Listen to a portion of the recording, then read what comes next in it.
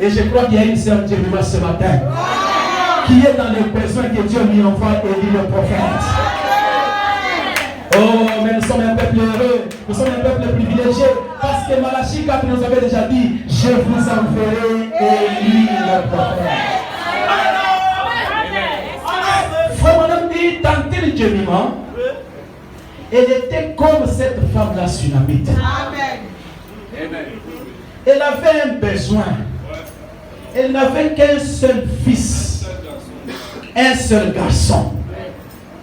Et elle a fait tout pour que ces garçons-là grandissent dans la foi.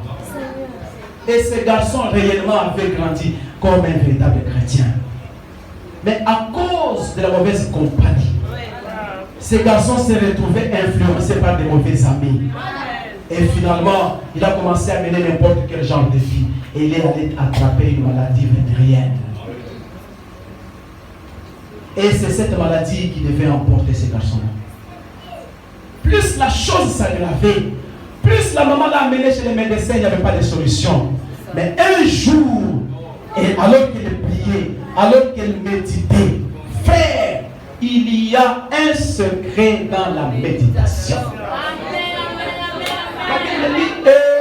L'homme qui ne marche pas selon les conseils des méchants, qui ne s'assied pas en compagnie des moqueurs, mais qui trouve son plaisir dans la loi de l'Éternel, qui la médite jour et nuit. C'est dans la méditation que les anges peuvent vous apparaître. C'est dans la méditation que les anges sont apparus à Marie, mon frère. Et même laissez-moi vous dire ce matin, la méditation, c'est ça même le secret de la réussite. C'est la vérité. L'ange a dit à Josué, n'étais-je pas dit, prends courage.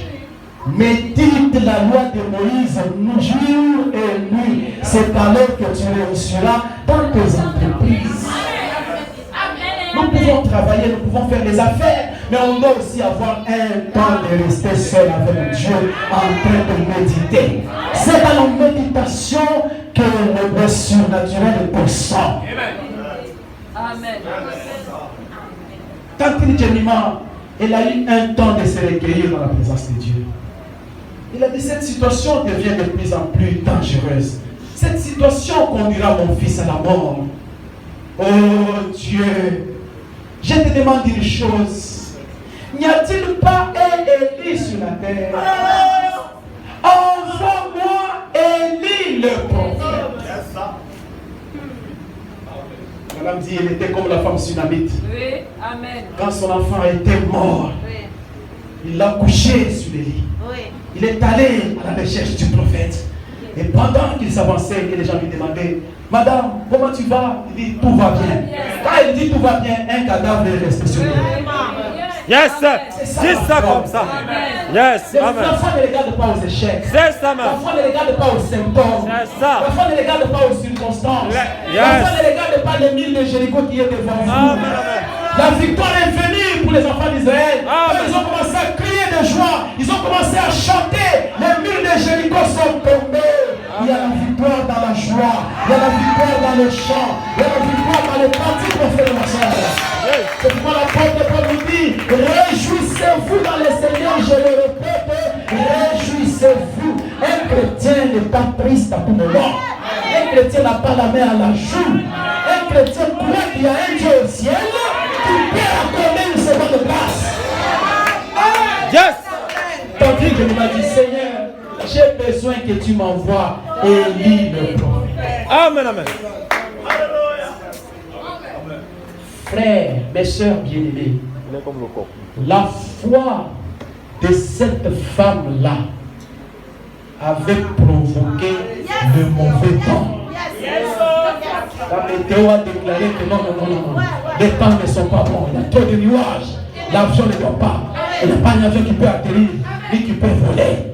Et pendant ce temps au Texas, Frère Branham était en train de voyager. Et ils étaient obligés d'atterrir au Texas pour attendre que le mauvais temps puisse passer. Qu'est-ce qui a provoqué le mauvais temps? La foi de Tantine Jérémie. Et je pense ce matin, s'il y a Tantine Jérémie ce matin, il peut faire descendre le surnaturel. Oui, frère, le Dieu de William Branham n'est pas une histoire.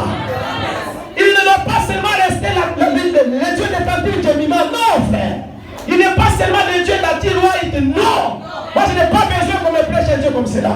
J'ai besoin d'écouter ces choses et j'ai besoin de les expérimenter dans ma vie. À quoi me servirait le Dieu de Don Charit s'il ne me bénit pas? À quoi me servirait le Dieu de Don Charit si le frère de cette église reste pauvre? Non, frère! Nous devons nous révolter. Nous devons croire que Dieu peut nous accorder une seconde grâce. Dieu te bénisse.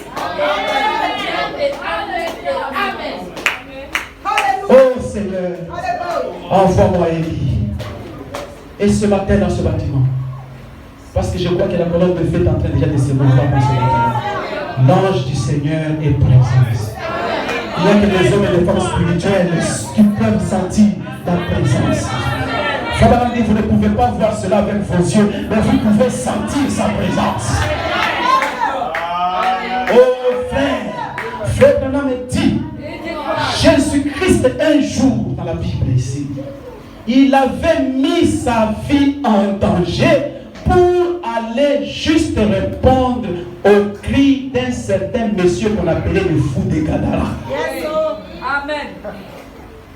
C'est vrai. Il tenait des réunions de réveil à Capernaum.